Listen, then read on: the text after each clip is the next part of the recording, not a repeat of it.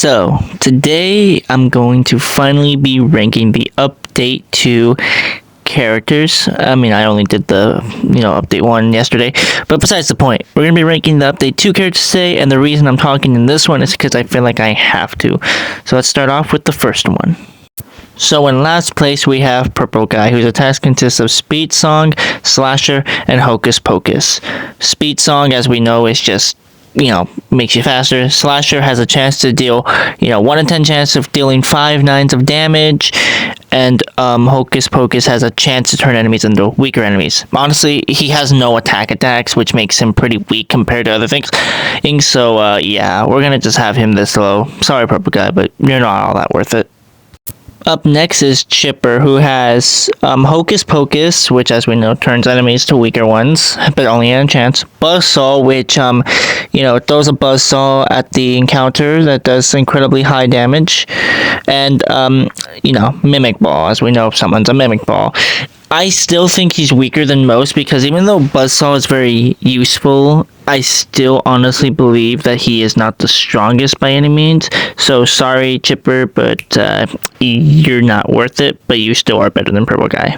Next is Nightmare On with the attacks Prize Ball 2, which has a chance of just throwing anything at anyone, random attacks.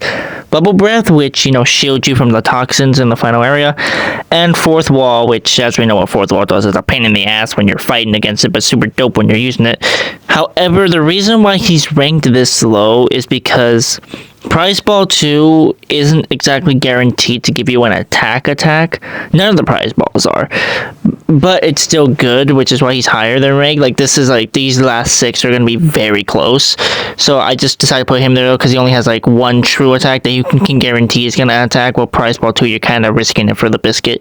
And Bubble Breath as well. Just a, help attack. So yeah. But Nightmare On is still pretty good. Easy to get to. So yeah, moving on.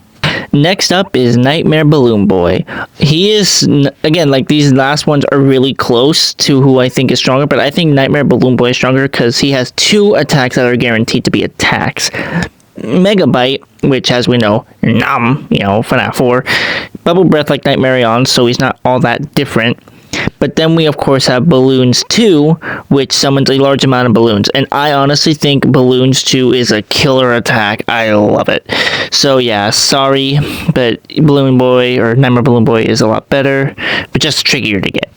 Next up, we have Jacko Chica, who has Haunting, Jacko Bomb, and Buzzsaw. Haunting stuns enemies, turns them to stone. Jacko Bomb sends a shit ton of bombs to fall down on enemies. And Buzzsaw, we already discussed, throws a Buzzsaw at enemies doing high damage. Why did I say she's weaker? Because despite Buzzsaw and Jacko Bombs, I think the next 3 are definitely a lot stronger than her. Although Jacko Chica, is incredibly strong. And honestly, ranking these people is hard as hell. I actually had to think about this, and I chose this. So yeah, this is just me. If you have your own opinions, let me know in the comments. Now in the top 3, Coffee, honestly, as much as I honestly hate to put him this, number 3, personally, I honestly think he's not the best between the last 2 I chose. But he is still pretty good, and it was a toss-up between him and number 2. But we'll get into why. Gift Boxes, Mega Virus, and Neon Wall. Or Neon Wall 2, I should say. They don't actually label it as that. But Gift Boxes is very amazing.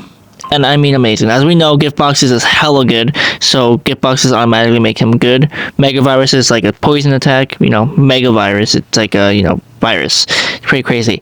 And Neon Wall 2 can block any attack. Why do I put him this low then? Well, he has these good attacks, which makes him a lot better than the other characters. However, there's just more to the Vex too. So, let's move on to number 2, second place. In second place, we have Scott Cawthon himself, or Adam Dude, whatever you want to call him, who has Neon Wall, Mega Virus, and Fourth Wall. He's put up here for Mega Virus and Fourth Wall. He has both those, which, as we know, do hell of a lot of damage, but he's not better than Coffee. Not better than number 1, my bad, words. Coffee, I think, is good in his own right, but Mega Virus and Fourth Wall together, that's kind of crazy. So, yeah. We're moving on to number 1, our Victor, who I'm pretty sure you already know at this point.